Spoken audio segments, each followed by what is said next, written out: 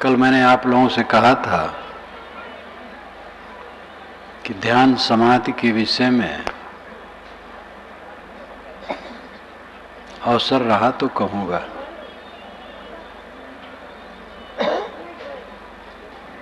जीव का स्वरूप समाधि रूप है, लेकिन वो बहिर्मुख होकर के चंचल हो गया है। उसी अपने रूप में लौट आना है। सम आदि समाधि, आदि मानसिक पीड़ा, सम हो जाना, शांत हो जाना समाधि है। दुख कोई नहीं चाहता, दुख जीव का शत्रु है, लेकिन समझ नहीं पाता है, दुख भोगता है, अपने अहंकार से दुख भोगता है। अगर मेरे अंदर में कभी थोड़ा दुख उत्पन्न हुआ है तो उसमें कारण क्या है? अहंकार। कह सकते हैं आप, लड़के ने कटु कहा तो दुख होगा ही, तो दुखी बने रहो, कौन रोकता है? जीवन भर दुखी रहो।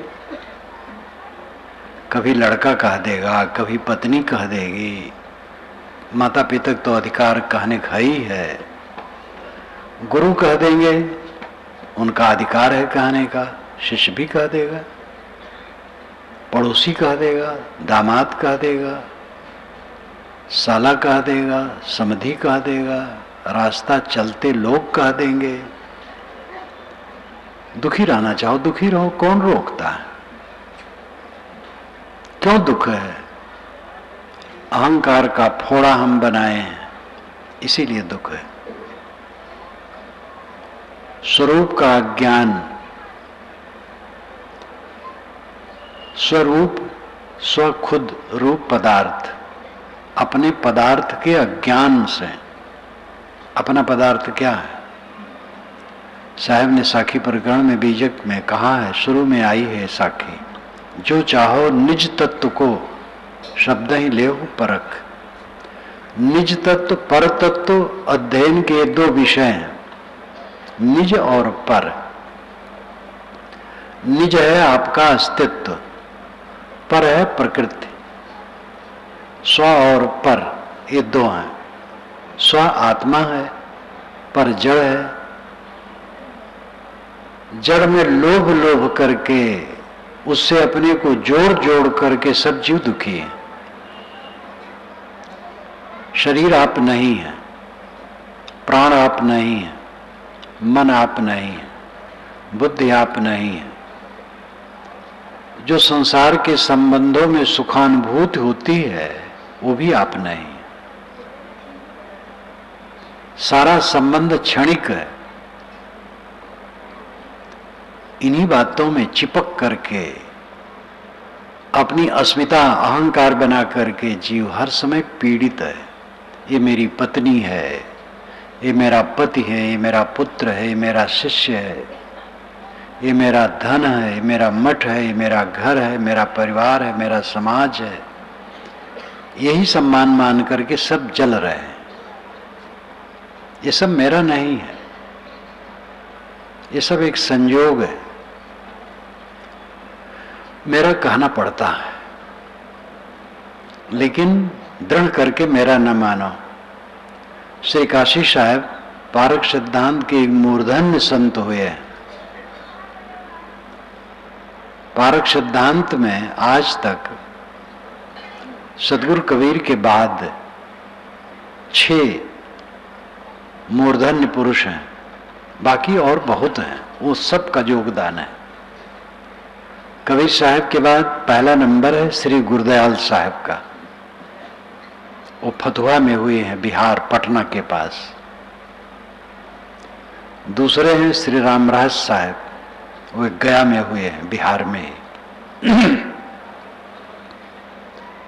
तीसरे हैं श्री पूर्ण साहब, वो महाराष्ट्र के थे और बुरहानपुर में वो प्रसिद्ध हुए हैं। उनका गुरुस्थान रीवा था, जिसके महंत जी का भाषण अभी आप मेरे पहले सुन रहे थे। और उसके बाद श्री काशी साहब हैं, वही भी महाराष्ट्र के थे, लेकिन बुरहानपुर में उनकी शिक्षा दीक्षा हुई। उन्होंने पारक सिद्धांत का शास्त्रीय स्वरूप दिया और सभी व्यवस्था दी। उसके पश्चात श्री निर्मल साहब हैं, जो गोरखपुर बस्ती के बीच में हुए हैं। निर्मल सत्य ज्ञान प्रभाकर न्यायनामा उनकी पुस्तक है। उसके पश्चात श्री विशाल साहब, जो अभी अभी 77 में शरीर छोड़े हैं। इसमें तो कई लोग बैठे होंगे जो उनके दर्शन किए होंगे बाराबंकी में। ये 6 महापुरुष ऐसे हुए हैं जो पारक सिद्धांत के निर्माता हैं, यानी उसको शुद्ध रूप देने वाले हैं। निर्माता तो कबीर साहब है और व्यवस्थित करते गए हैं। उसमें श्री काशी साहब ने जहां कहीं लिखा है, वो कहा है दृढ़ मानना छोड़ो, दृढ़ मानना छोड़ो। सहज तो मानना पड़ता है, मेरा घर है, मेरा समाज है, मेरा मठ है। दृढ़ मानना छोड़ो, अंदर से न मानो। मेरा कहाँ है? एक सेकंड का झटका लगेगा और सब खो जाएगा। जोड़ने में जिंदगी बीतेगी, छूटने में एक सेकंड का झटका। मेरा कहाँ? सदगुरु कबीर ने सहज समाधि कही है। सहज समाधि में रहो। सहज समाधि के 2 रूप हैं, एक व्यावहारिक और दूसरा आभ्यासिक। अभ्यास काल में चित्त का शांत हो जाना सहज समाधि है। व्यवहार काल में विकार शांत रहना सहज समाधि है। विकार और विचार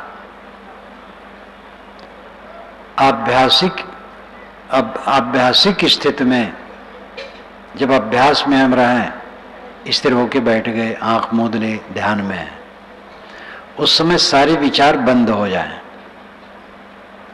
शुभ अशुभ कोई विचार न हो, संकल्प मात्र शांत हो जाए, ये सहज समाधि। अभ्यास कालिक। व्यवहार काल में विचार तो आतेंगे, स्वाभाविक आएंगे, लेकिन विकार न हो। क्रोध, काम, द्वेष, ईर्षा, चिंता, उद्वेग, अशांति, कोई विकार न हो। ये जीवन है। इसके समान कुछ नहीं, कोई उपलब्धि नहीं। सब उपलब्धि थोथी है, झूठी है और झूठी होके रहती है। इसके लिए भक्ति, सेवा, सत्संग, साधना, ये सब में लगो। सेवा, स्वाध्याय, साधना, 3 का नाम ले लेने पर समग्रता आ जाती है। सेवा, स्वाध्याय, साधना की त्रिवेणी में जो निमज्जन करता है, उसको ये फल मिलता है सहज समाधि की।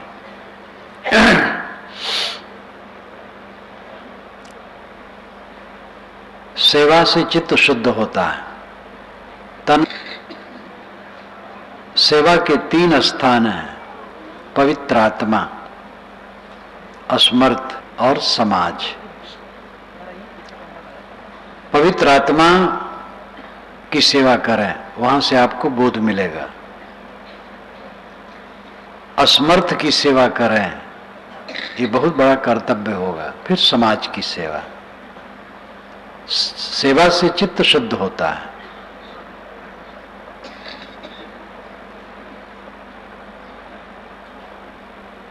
सेवा के बाद स्वाध्याय।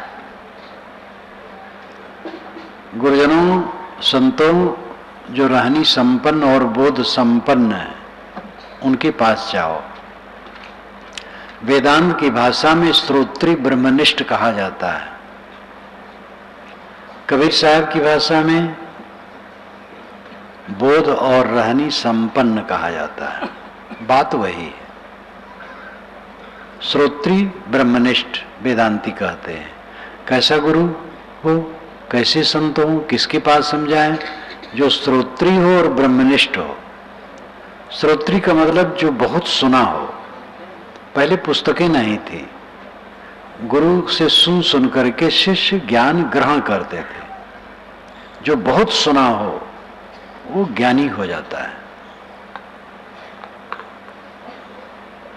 और ब्रह्मनिष्ठ हो, ब्रह्म नाम आत्मा स्वयं, आत्मनिष्ठ हो, आत्मलीन हो, ज्ञानी हो और ज्ञान का आचरण हो, आत्मलीन हो।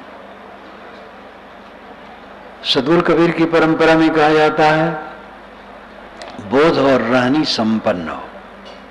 बोध समझ सब प्रकार से ठीक हो, व्यवहारिक आध्यात्मिक सब समझ ठीक हो। और रहनी हो, रहनी का मतलब है पवित्र ढंग से चलना।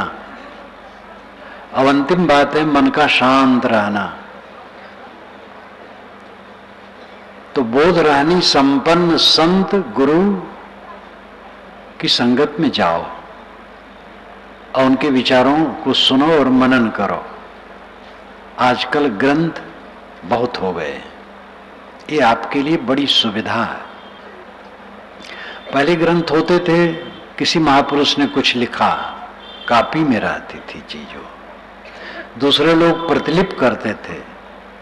जब सद्गुरु श्री पूर्ण साहब ने बीजक त्रिज्या टीका लिखी, रीवा में उन्होंने शुरू किया था, रीवा वही गुरुस्थान था, लेकिन राजा के विचारों की भिन्नता के नाते वहां से वो चले गए थे। तो कई जगह घूमे, फिर अंत में बुरहानपुर में बैठ के पूरा किए।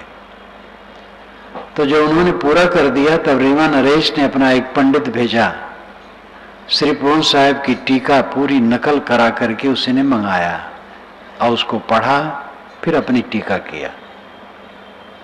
बड़ा भ्रम था कि पूर्ण साहब की टीका पीछे बनी है और रीवा नरेश के पहले, लेकिन गलत है। रीवा नरेश की टीका पीछे बनी, पूर्ण साहब की पहले। स्वामी शंकराचार्य हो या कोई महापुरुष हो, जो लिखते थे कॉपी में रहती थी और लोग उसकी नकल कर कर के ले जाते थे। आजकल हजारों प्रतियां छपती रहती हैं, फैलती रहती हैं। ये बहुत सुविधा का समय है। जो नया विज्ञान आया कैसेट, उसने तो और कमाल कर दिया। अपने घर बैठे सुनते रहो। एक भक्त मुझे बताए अपना नियम कि साहब मैं कैसे करता हूँ, रात में कैसेट लगा देता हूँ और बंद कर देता हूँ। नींद खुलती है बस तुरंत बटन दबा देता हूँ, प्रवचन शुरू हो जाता है। फिर मैं शौच, मंजन, व्यायाम, स्नान सब करता हूँ। इसमें 1 घंटा लगता है। 1 घंटा प्रवचन भी सुनता हूँ और ये काम भी करता हूँ। जब नियम पूरा हो गया शौच स्नान का, तब ध्यान करता हूँ, तब कैसेट बंद कर देता हूँ। ध्यान के बाद थोड़ा अध्ययन करता हूँ, तब जलपान के ऑफिस जाता हूँ, जलपान करके। तो 1 घंटा जो शौच, व्यायाम, स्नान में बीतता है वो प्रवचन सुनता हूँ। ये सब सुविधाएं हो गई। इसका दुरुपयोग होता है टीवी इत्यादि में, दुरुपयोग करने वाले कर रहे हैं। जो सदुपयोग करने वाले वे समझें। सदुपयोग दुरुपयोग सब समय रहा है। सब समय में जीव मुक्त हुए हैं, आज भी होंगे, आगे भी होंगे, और सब समय जीव बंधन में रहे। महावीर स्वामी का समय, तथागत बुद्ध का समय, सनत कुमार का समय, स्वामी शंकराचार्य का समय, सद्गुरु कबीर का समय ऐसे रहा जैसे आज है। धूल, गर्दा, हल्ला, गुल्ला, राग, द्वेष, कलह, कल्पना, जो आज है वही तब भी था। और उसी बीच में अनेक संत अपना उद्धार कर गए। आज भी जो उद्धार करना चाहेगा कर लेगा। आज समय खराब नहीं है, बहुत बढ़िया। स्वाध्याय करो, संतों से सुनो, गुनो और स्वयं ग्रंथ पढ़ो। बोध और रहनी के विषय में खूब समझो। और फिर साधना, अपने पर नियंत्रण। खान पान में सादा खाओ, नशा ना लो, कोई नशा ना लो, पान भी ना खाओ, सादा भोजन करो। मिर्च मसाले हितकर नहीं है, हल्का नमक, जीरा, धनिया, ये बहुत है। सादा भोजन करो, लड़ाई झगड़ा न रखो, विवाद न रखो। कोई विवाद करे तो विवाद न करो, घर में बाहर कहीं भी। पति गर्म हो जाए तो पत्नी संभाल ले, पत्नी गर्म हो तो पति संभाल ले। जिस समय जो गर्म होता है उस समय होश में नहीं रहता है, वो क्षमा का पात्र है। लड़ो मत, विवाद से रहित रहो और ध्यान का अभ्यास करो। जो हल्का भोजन रखेगा और विचार हल्का रखेगा उसका ध्यान बढ़िया बनेगा। जो डट करके खाएगा वो ध्यान नहीं कर पाएगा। डट करके खाने वाला स्वास्थ्य ही खराब कर देता है। हमें जो विश्वास है कि डट के खाना चाहिए, इससे स्वास्थ्य रहता है, बहुत नुकसानदेह। हल्का खाना चाहिए, इसका अनुभव मुझे स्वयं है। मेरे लिए शिकायत है आप लोगों की, प्राय कहते साहब आप बहुत दुबले हैं, बहुत दुबले हैं। अरे कितने लोग तो इतने दुखी हो जाते हैं साहब, सूख गए। अरे सूखने वो गीला होने की चीजें है, इसमें धारा क्या है? कहीं कबीर ये काया खोटी, कभी पतरी कभी मोटी। कम खाता हूं और काम खूब करता हूं, स्वस्थ रहता हूं। अब तो चलने का समय नहीं मिलता है, गाड़ी घोड़ा लोग लाते हैं, लेकिन चलना पड़े 4-6 मील तो कुछ भी नहीं है। 10-15 मील चलता रहूं, थकता नहीं हूं। और अभी किसी काम में जो मैं काम करता हूं थकता नहीं, और विश्वास करता हूं शरीर से मोटा काम करूं वो भी कर ले जाऊंगा, लेकिन अवसर नहीं पड़ता है। नींद ठीक से आती है, सब बढ़िया है। कम खा करके सीखो तो समझो, कम खाना बहुत जरूरी है, लेकिन बहुत कम नहीं।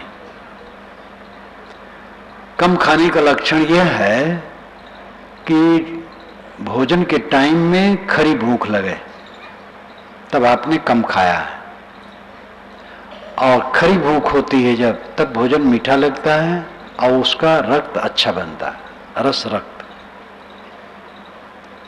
और शौच साफ होता है। टट्टी पतली हो रही है तो आप ज्यादा खा रहे हैं। अब कोई असावधानी करे बहुत कम खाए तो सूख जाएगी, वो भी ठीक नहीं है। बंद करके टट्टी आनी चाहिए और टाइम से भूख लगना चाहिए। पेट साफ हो, मन साफ हो, बस कृतार्थ है वो आदमी। जीवन का सुख बहुत सस्ता है, उसके लिए बहुत वैभव नहीं चाहिए। पेट साफ रखना चाहिए, मन साफ रखना चाहिए, और दोनों अपने अधिकार में है। सात्विक भोजन करो, सादा करो, हल्का खाओ, और विवाद से रहित रहो। क्षमा गम संतोष रखो, अपने पर संयम, मन ठीक रहेगा, बस महासुखी।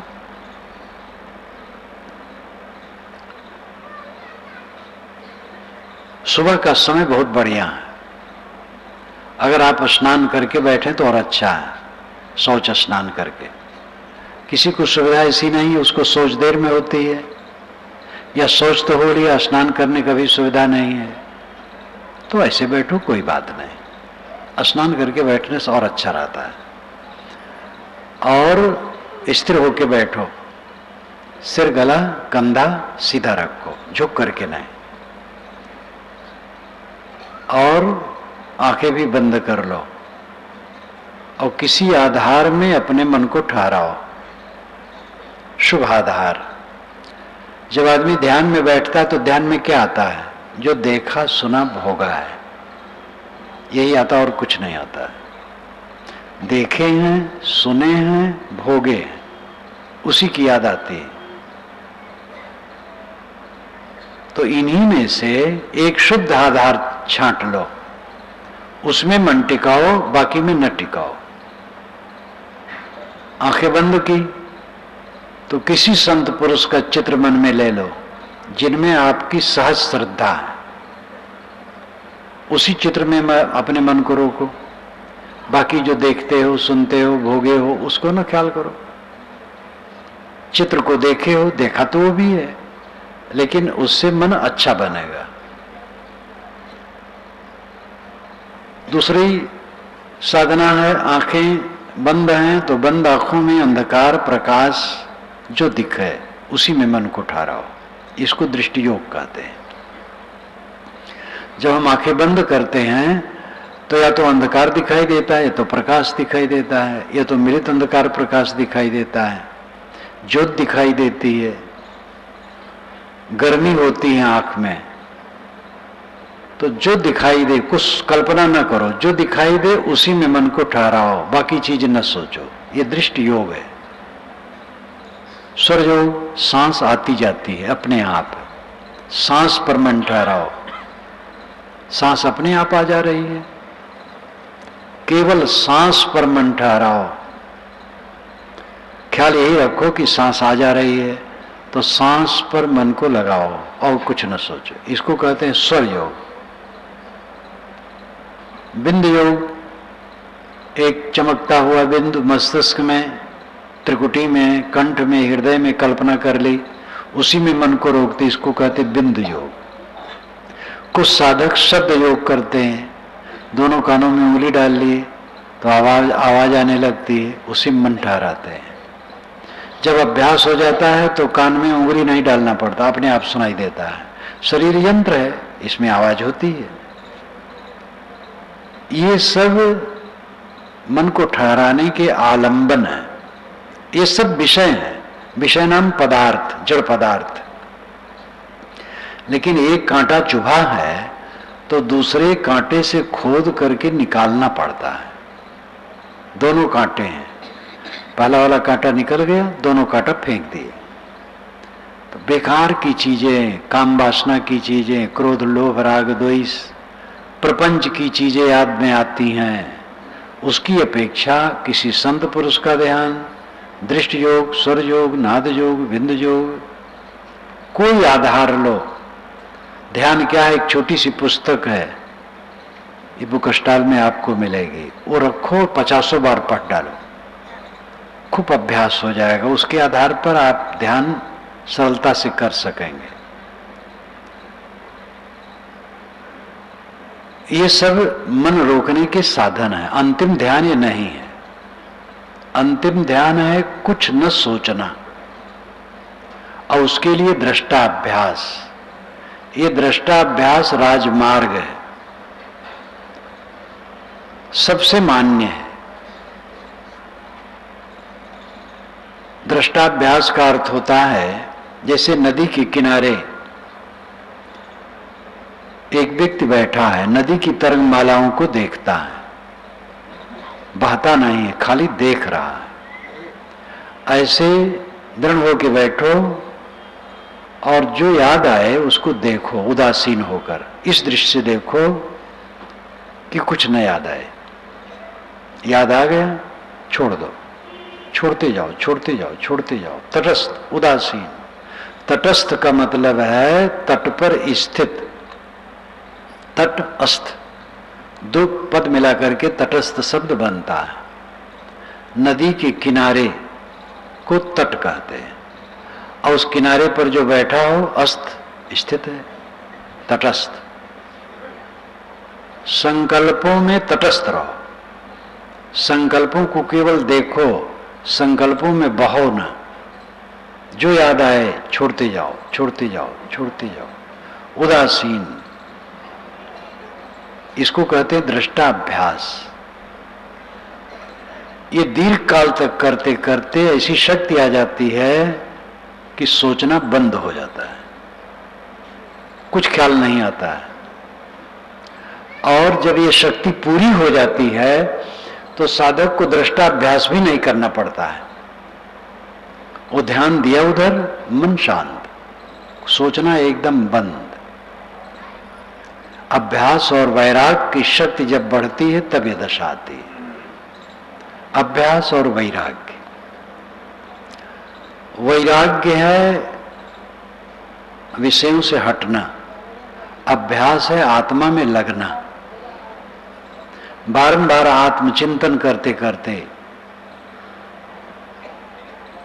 स्वरूप स्मरण करते करते, मैं अजर हूं, अमर हूं, अखंड हूं, शुद्ध हूं, निर्मल हूं, मैं शरीर नहीं हूं, प्राण नहीं हूं, मन नहीं हूं, बुद्धि नहीं हूं, अहंकार नहीं हूं, दृश्य मात्र में नहीं हूं, मैं तो दृष्टा हूं। इस प्रकार का विचार करते करते अभ्यास बढ़ता है और फिर साक्षी अभ्यास, दृष्टाभ्यास और वैराग्य। संसार की सब चीजें नश्वर हैं, कुछ रहने वाली नहीं। जिसको हम अपनी उपलब्धि कहते हो, हमारी उपलब्धि नहीं है, भ्रम है। बचपन से आज तक देख चुके हैं, होश में नहीं है। कितनी उपलब्धियां हुई, कुछ रहा? इसमें बैठे रहने वाले कितने होंगे जिन्होंने जीवन में कितना रुपया कमाया होगा? कुछ है? आया और गया, इधर से आता है उधर जाता है। 100 वर्ष पुरानी चीज आपके घर में नहीं होगी।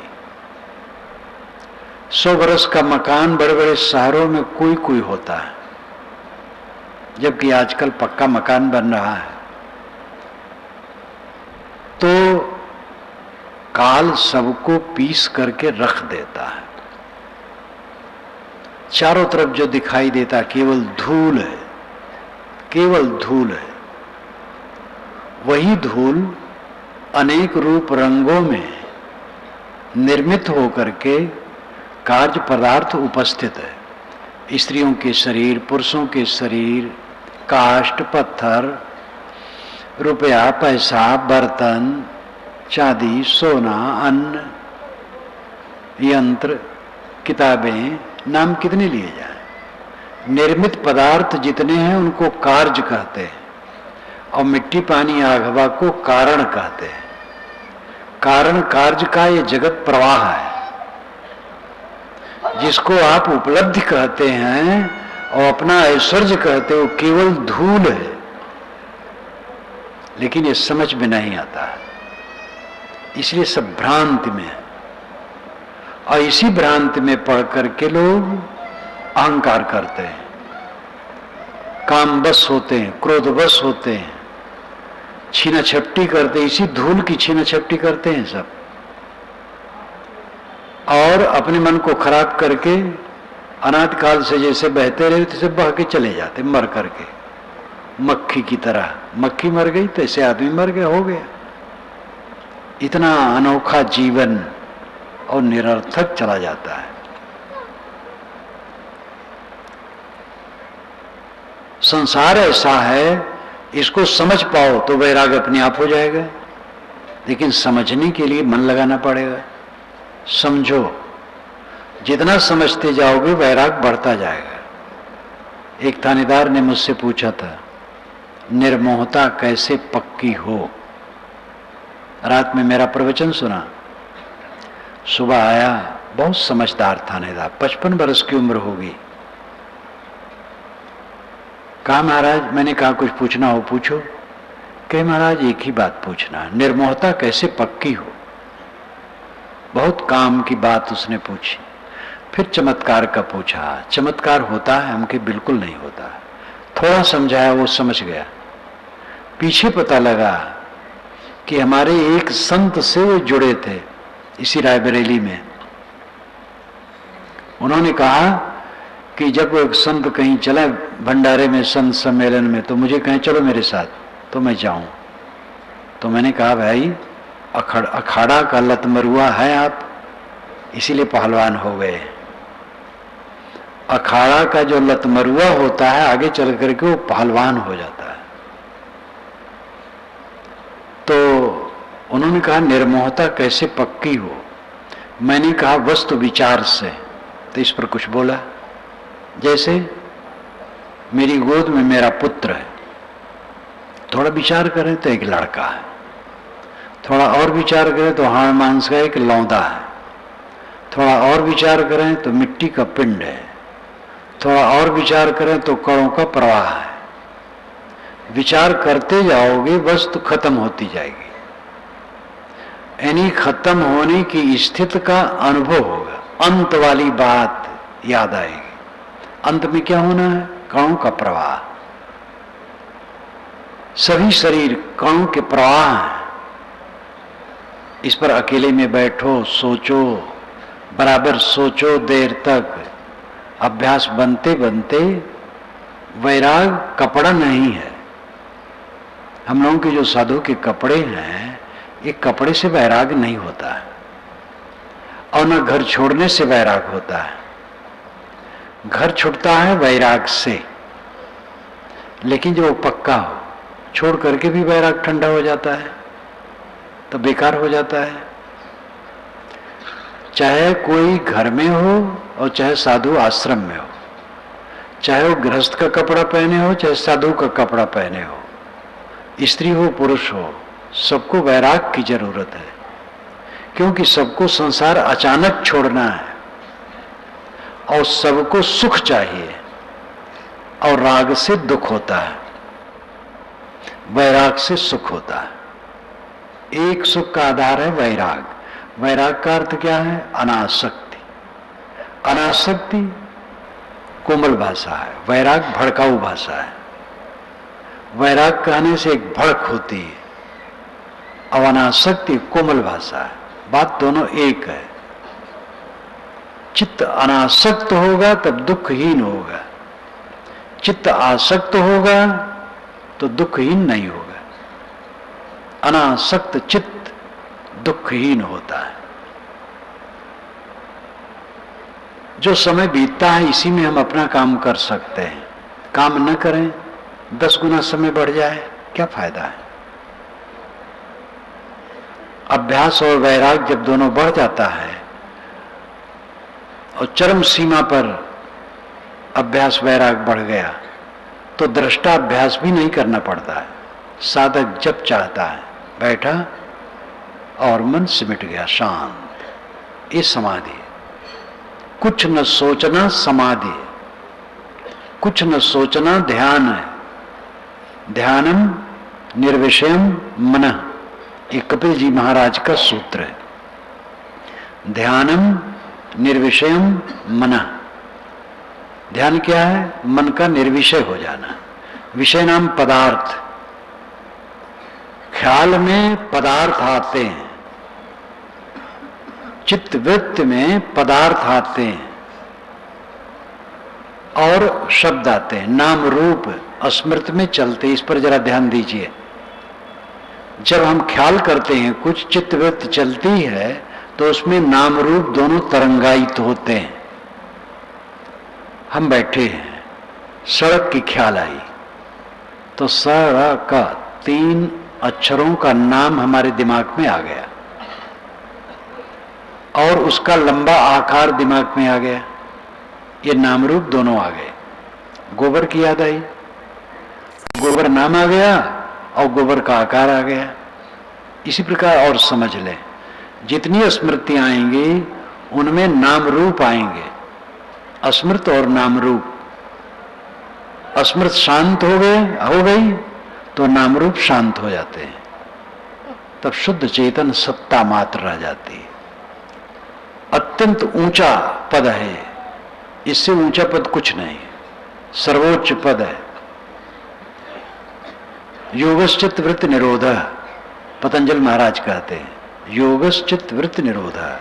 योग चित्त वृत्ति निरोध। योग क्या है? चित्त वृत्ति का निरोध, चित्त की उर्मियों तरंगों का निरोध। पानी और पानी की तरंग, ऐसे चित्त और चित्त की वृत्ति। पानी और तरंग अलग अलग नहीं है। तरंग पानी की एक विशेष अवस्था है। तरंग नहीं उठती है तब भी पानी है, तालाब में पानी है, शांत है। हवा आई या किसी ने कोई पदार्थ डाल दिया तो तरंग उठ गई। इसी प्रकार चित्त तो है, लेकिन जब चित्त में स्मरणों का प्रवाह चला तो तरंग है, वही वृत्ति है। वृत्त कहते हैं घेरा को, लपेट को। तो वो लपेट ऐसा है कि क्षण क्षण में लपेट बदलता रहता है, चित्तवृत्ति बदलती रहती है। इन सारी चित्तवृत्तियों का एकदम शांत हो जाना योग है।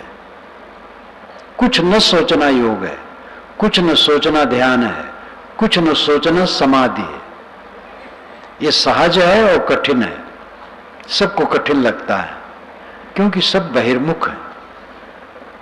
लौकिक उपलब्धियों में पुल के समय बिता रहे, गृहस्थ नहीं साधु भी। मान बड़ाई, पद प्रतिष्ठा, इसी में मन फूला फूला घूमता है।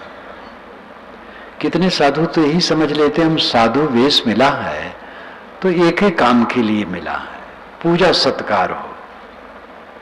और क्या फल क्या है? साधु वेश का क्या फल है? पूजा मिले, सत्कार मिले, मुड़ मुड़ाए 3 गुण, सिर की मिट गई खाज, बनी बनाई रोटी मिले, लोग कहें महाराज। तो पूजा प्रतिष्ठा हो, साधु वेश का फल यही है, मान लेते हैं। महाधोखा है। पूजा प्रतिष्ठा इसका फल नहीं है। साधु वेश मृत वेश है, कफन है, और कफना दिया गया, दफन हो गया। समाधि में जाओ, मर जाओ संसार से, अहंकार ममकार छोड़ दो।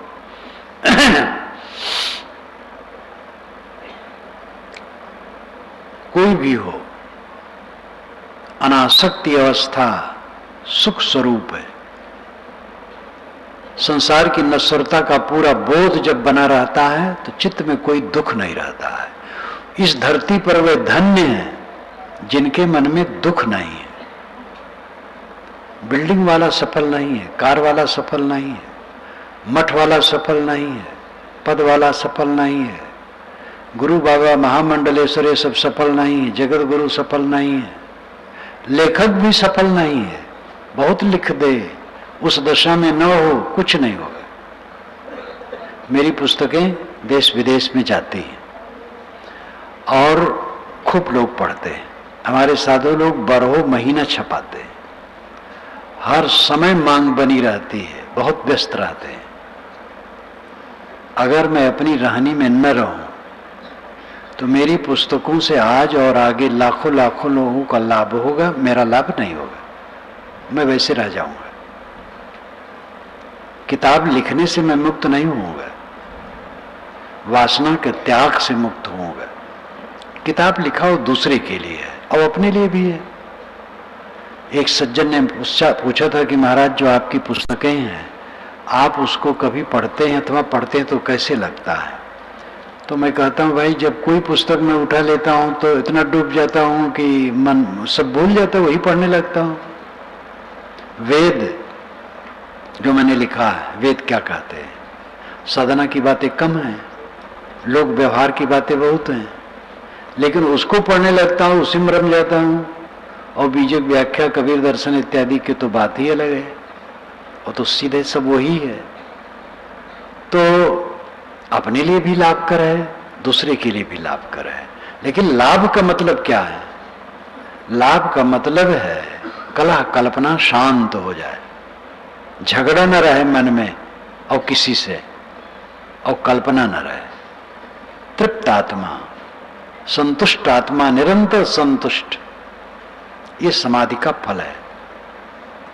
इसमें ऐसे भी लोग हैं जिसको सुने नहीं होंगे, और ऐसे लोग हैं जो साधना करते हैं, और बीच के लोग भी हैं जो नहीं सुने हैं, वो सुन करके इस पर सोचें और सीखें कि क्या है।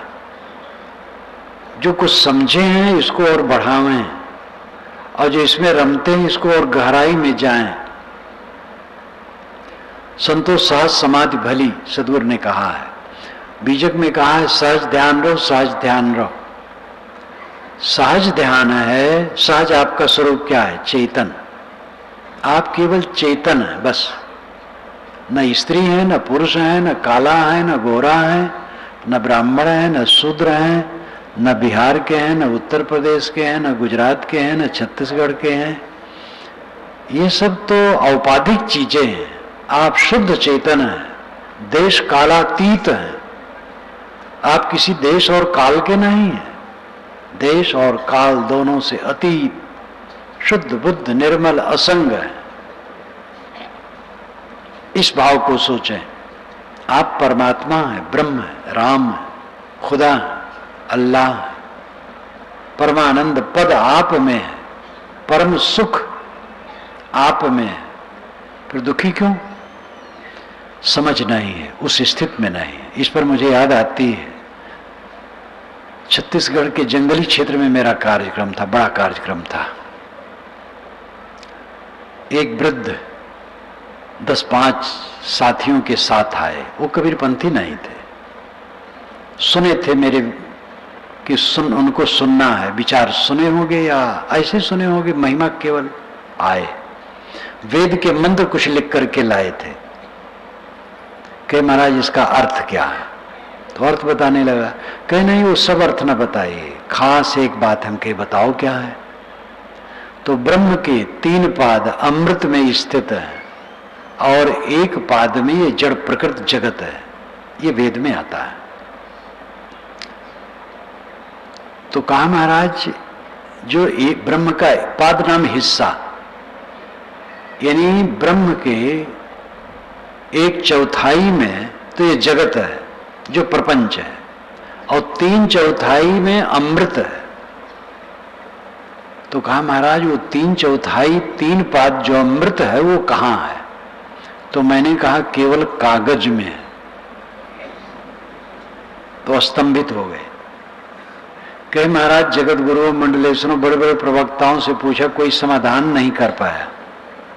मैंने कहा भाई, तो मैं तो बहुत छोटा आदमी हूं, मैं कैसे कर पाऊंगा? मैंने कहा केवल कागज में है, लिखा है बस। तो कहे महाराज, तब कहीं अमृत है कि नहीं? मैंने कहा है। कहे कहां है? मैंने कहा आप में। कहे अनुभव नहीं होता है। मैंने कहा संसार से निष्काम नहीं होते इसलिए।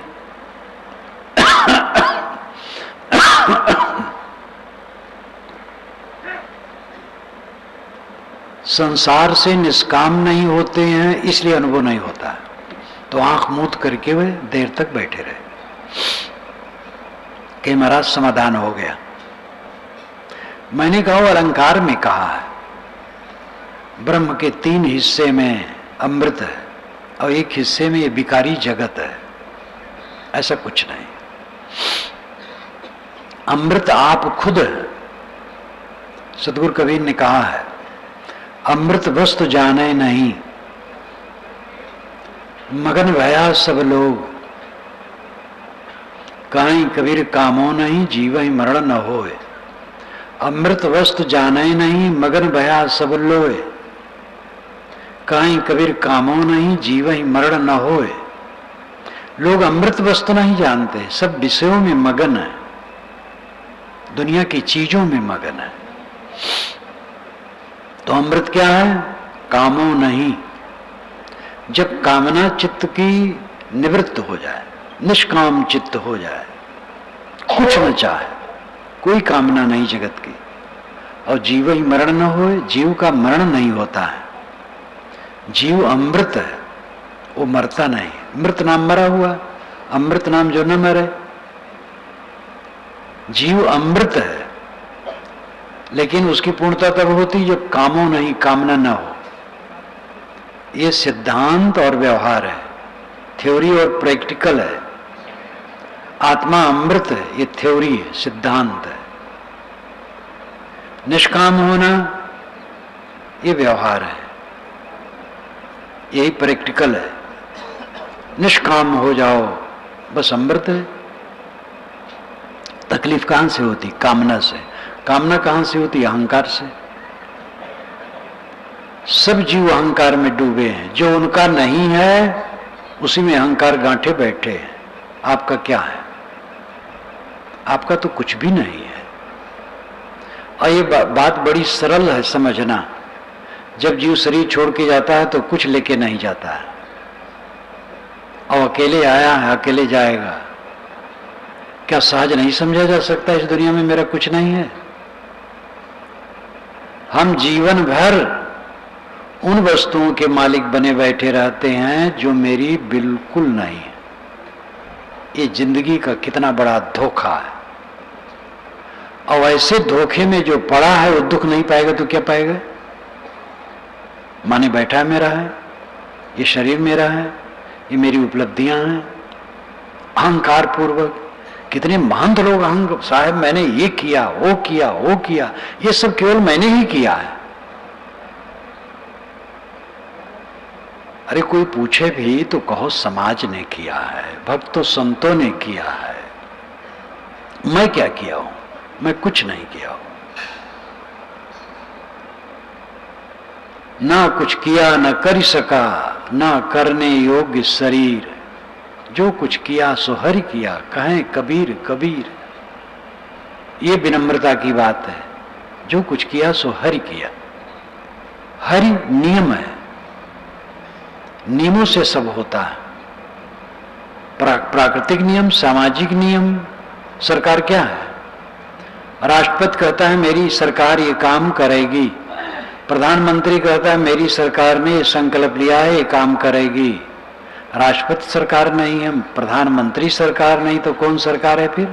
विधान। विधान सरकार है। प्रकृति का नियम विधान है, वो सरकार है। और मनुष्य का बनाया नियम जो कल्याणकारी वो विधान है। हरि ये विधान है। विधान से होता है, विधि से होता है। मैं करता हूं ऐसा करके ही तो सब फंसते हैं। अब ऐसे अहंकारी गुरु महंत होते हैं कि ऐसा करते करते उनके पास एक आदमी भी खड़ा नहीं होना चाहता है, क्योंकि वह सब में हेठी दूसरे की मानते हैं, वो अपनी विशेषता। मैंने सब किया, मैंने सब किया, मैंने सब किया। गृहस्थों में तो है ही, जब साधु कहलाने वैसे हैं तो गृहस्थों में क्या कहें? क्या किया? कुछ नहीं किया। अब अंतिम काम जो कर लेगा तो उसको करना क्या कहेगा? आत्म अनुभव जब भया तब नहीं हर्ष विषाद, चित्र दीप सम होए रहे तज के बाद विवाद। ये सदगुरु कबीर की साखी है। जब आत्म अनुभव हुआ तो हर्ष विषाद खत्म हो गया। चित्त में केवल आत्म अनुभव, जगत नहीं। अनात्म चिंतनम त्यक्ता कश्मलम दुख कारणम चिंत्य आत्मानंद रूपम यन मुक्ति कारणम। ये स्वामी शंकराचार्य ने विवेक चूड़ामणि में कहा। स्वामी शंकराचार्य क्या कहते हैं? ये पुस्तक अब व्याख्या पूर्वक बुक स्टॉल में आ गई है। अनात्म चिंतनम त्यक्ता, अनात्म चिंतन का त्याग करो। कश्मलम दुख कारणम, अनात्म चिंतन कश्मल है, दुख का कारण है। कश्मल कहते हैं मूर्छा को, बदहवासी को, अविवेक को, मलिनता को, और दुख का कारण है। चिंतयात आत्मानम आनंद रूपम यन मुक्ति कारणम। आत्मा का चिंतन करो जो आनंद स्वरूप है, मुक्ति का कारण है। इसके लिए रोज अभ्यास करो, टाइम निकालो, रोज बैठो, एक बार दो बार जितना कर पाओ। थोड़ा शुरू करो फिर बढ़ाओ। स्वाध्याय, साधना, सेवा, सदैव जो जहां रहे सेवा भाव वाले हो। अपने तन मन धन की शक्ति से दूसरे की कुछ सेवा हो सके, ये भाव सदैव इंसान को रखना चाहिए, क्योंकि अनेकों की सेवा सहयोग से मेरा जीवन चलता है, तो मुझे भी कुछ अपनी शक्ति के अनुसार दूसरे की सेवा करनी चाहिए। इससे चित्त शुद्ध होगा, स्वाध्याय से ज्ञान प्रखर होगा और साधना से विश्राम मिलेगा। सेवा जहां रहो सेवा परायण रहो और स्वाध्यायरत रहो और रोज समय निकालो साधना के लिए, ध्यान में बैठो। सदगुरु कबीर के विचारों को लेकर के विविध प्रकार के लोग ध्यान की श्रेणी निकाले हैं, अन्य निम्मत वाले। कबीर साहब महायोगी माने जाते हैं, उनके विषय में तो सब में महाविशेषण है। तो संतो सहज समाधि भली, ये सहज समाधि क्या है? जिस पद में ये हेडिंग है उस समय सहज समाधि का पूरा भावार्थ व्यावहारिक सहज समाधि है। कान न मोदो, आंख न रोदो, काया कष्ट न धारो, खुले नयन हंसेस पहचानो, सुंदर रूप निहारो, उठत बैठत कबो न छूटे ऐसी तारी लागी। तो हर समय उठते बैठते चलते फिरते निर्विकार मन रखना, ये सहज समाधि व्यवहारिक है। व्यवहार काल में रहते मन निर्मल है। आप खेत में काम करें, नाली साफ करें, शौचालय साफ करें, दफ्तर में काम करें, कारखाने में काम करें, सड़क पर काम करें, मन निर्मल है तो सहज समाधि में है। और जब अभ्यास में बैठे तब सहज समाधि है, संकल्प शांत हो जाना, कुछ न सोचना। ये तो पूरी अवस्था है। यहां तक न गति हो तो साक्षी बने, मन को देखें, संकल्पों को शांत करें। इसमें भी मन न ठहरे तो दृष्टि योग करें। बंद आंखों में जो दिखाई दे अंधकार प्रकाश, उसी में मन को निगृहित करें। मैं कई बार इसको घुमा के इसलिए कहता हूं जिससे दिमाग में आ जाए। ध्यान क्या है, पुस्तक पढ़ करके अच्छी तरह से आ जाएगा, और उसको कई बार पढ़ो तो मन की धारा में वो मिल जाएगा, फिर वैसे होने लगेगा। और ध्यान के विषय में उसमें सब सावधानियां बता दी गई हैं। मनोनिग्रह, मन का विश्राम परमानंद है। सब जीव अनंत सुख चाहते हैं, अनंत सुख, अगाध अमृत, परमानंद, आत्यांतिक सुख, निर्वाण सुख, परमात्मा की प्राप्ति, ब्रह्मलीनता, स्वरूपलीनता, स्वरूप स्थित। इन सारे शब्दों का अर्थ एक ही है, मन का पूरा विश्राम पा जाना। और आपके हाथ में, हमने आपने अपने को दोहरा बनाया है। हमारे में दो मैं हैं, एक मैं शुद्ध आत्मा और एक मैं मन है। मैं ब्राह्मण हूं, मैं शूद्र हूं, मैं हिंदू हूं, मैं मुसलमान हूं, मैं गोरा हूं, मैं काला हूं, मैं धनी हूं, मैं निर्धन हूं, मैं योग्य हूं, अयोग्य हूं, साधु हूं, गृहस्थ हूं, स्त्री हूं, पुरुष हूं। ये सब मैं मन का है। इसी मैं में सारा कांटा बनता है, झाल झंखाड़ अंदर में, और उसी में नुच नुच करके हरदम हम रोते हैं। क्या करें साहब, पत्नी ऐसी है, पुत्र ऐसा है। अरे पत्नी पुत्र जैसे हैं सब ठीक है, तुम ठीक हो जाओ बस। वज्र बन जाओ सहने के लिए।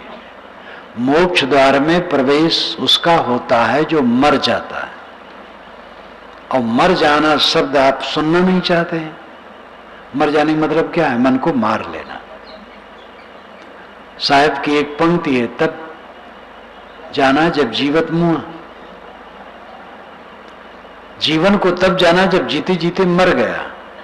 आप घर में गए, पत्नी ने गर्म कह दिया, आप चुप रहे, बस अमृत है। आप मानो मर गए, चुप। वो स्वयं सोचेगी। अब आप भी कुछ बोल दिए तो लंका कांड शुरू। मेरे शिष्य ने कुछ कह दिया, मैं मौन हो गया, वो शांत हो जाएगा। क्रोध में दुख बढ़ता है, मन को मारो। साधना क्या है? सह लेना। इंद्रिय के विकार मन में आए, सह लो, वैसा काम न करो। मन के विकार आए, उसको सह लो, ऐसा काम न करो। कोई उल्टा पलटा कहा, उसको सह लो, ऐसा काम न करो। सब समय सहना साधना है। और ये कोई साध ले फिर बेड़ा पार है। घर का काम बढ़िया होगा, परिवार के लोग सुखी हो जाएंगे, समाज के लोग सुखी हो जाएंगे। एक सहनशील आदमी होता है, सब उससे प्रसन्न रहते हैं। करना शुरू तो करो, इस पर ध्यान देने की आवश्यकता और करने की आवश्यकता। लोग करते नहीं, समय व्यर्थ गंवाते हैं। टीवी ने समय बर्बाद किया और कर रहा है। टीवी में मत चिपको। पढ़े लिखे लोग ज्यादा अखबारबाजी न करें। अब तो गांव में भी अखबार पहुंचते हैं। अखबार पढ़ते हो थोड़ा पढ़ो, ज्यादा नहीं। साधक अखबार न पढ़े तो अच्छा है। व्यवहारिक लोग अखबार पढ़ लें, थोड़ा पढ़ें। टीवी वीवी का प्रयोग न करो। कोई अच्छी बात हो देख लो। बिल्कुल व्यवहारिक लोगों को रोका नहीं जा सकता, लेकिन जितना बचाओगे अच्छा है। समय निकालो स्वाध्याय साधना का, अपने को बटोरो। व्यवहारिक सहज समाधि है निर्मल मन का हर क्षण रहना। एक दिन अभ्यास कर लो, आज हमें पूरा दिन निर्मल रहना, मन में विकार नहीं लाना है। कुछ समय के लिए निर्मल हो जाओ, देखोगे कितना आनंद है। और यही जीवन भर हो जाए तो फिर क्या पूछना, यही तो बेड़ा पार है। और जब ऐसी शक्ति बढ़ जाएगी तब वो अवस्था आएगी जब चाहोगे मन शांत, कुछ नहीं सोचेगा, शांत गंभीर अमृत सागर। चित्रदीप सम हुए रहे तज के बाद विवाद, आत्म अनुभव जब हुआ तब नहीं हर्ष विषाद। विषय का अनुभव नहीं, आत्मा का अनुभव, आत्मलीन, तो हर्ष विषाद खत्म हो गया। चित्र का दीपक, उसकी ज्योति हिलती नहीं है क्योंकि तो चित्र है। इसी प्रकार साधक का मन शांत हो गया, इसलिए विवाद बाद खत्म हो गया। मन मस्त हुआ, फिर क्यों बोले? तो यहां बिल्कुल मौन हो जाने के लिए नहीं कहा गया। कुछ समय मौन रहना ठीक है, कम बोलना चाहिए। यहां क्यों बोले कि मतलब विवाद क्यों करे, कलह क्यों करे। निर्विवाद प्रशांत आनंदमय सहज समाधि का अभ्यास सब करो। सतगुरु कबीर ने राजमार्ग दिखाया। अन्य अन्य संप्रदाय वाले ज्योति को ही कह दिए, ज्योति ध्यान करते हो? कहे हाँ करता हूं। क्या देखते हो? कहे ज्योति दिखती है। कि बस भगवान के दर्शन हो गए। भटका दिए। ज्योति भगवान नहीं है, आंख की गर्मी है। चंचल मन को स्थिर करने के लिए वो सहारा है, फिर उसको छोड़ देना है। शब्द सुनाई दिया, हाँ बस शब्द भगवान है। शब्द तो जड़ विषय है, मन को ठहराने के लिए शब्द का ध्यान किया जाता है, अंत में उसको छोड़ देना है। तो भटका देते हैं लोग, क्योंकि उनकी गति वहीं तक है। चंचल मन को स्थिर करने के लिए साकार योग, नाद योग, शब्द योग, ज्योत ध्यान, ये सब किया जाता है। जब अभ्यास बढ़ गया और शक्ति बढ़ गई तो ये सब छोड़ देना चाहिए, दृष्टाभ्यास करना चाहिए, संकल्पों का त्याग। ये जब बढ़ जाता है तो उठते बैठते भी संकल्पों का त्याग करते बनता है। चल रहे हैं, फिर रहे हैं, व्यर्थ संकल्प आते, छोड़ दिया। चित्त एकदम हल्का फुल्का हो जाता है। निसंकल्प होना चलते फिरते नहीं बनेगा। जब साधक बैठ जाएगा तब निसंकल्प हो पाएगा, वैसी शक्ति बढ़ गई है तो। लेकिन उच्चतम स्थिति वही है जहां सारे संकल्प शांत हो जाए। वो अभ्यासकालिक सहज समाधि है। सहज शुद्ध आपका आत्मा है, आत्मा में विश्राम मिल गया, चित्त शांत हो गया, चित्त बात शांत हो गया, चित्त की हवा नहीं है, प्रकंपन नहीं है, आत्मलीन। यही अमृत पद है, यही समाधि और ध्यान का फल है। परमात्मा की प्राप्ति यही है, ब्रह्म की प्राप्ति यही है, सुस्वरूप की प्राप्ति यही है। भाषा है सब अलग अलग, पाना कुछ नहीं है। जो कुछ पाया है सबका मोह छूट जाए, अपने आप में तृप्त, ये समाधि का फल है। अपनी अपनी श्रेणी शक्ति के अनुसार लगो, समय निकालो, सब करो। इसी के साथ में वाणी को विराम देता हूं। बोलिए सद्गुरुदेव की जय।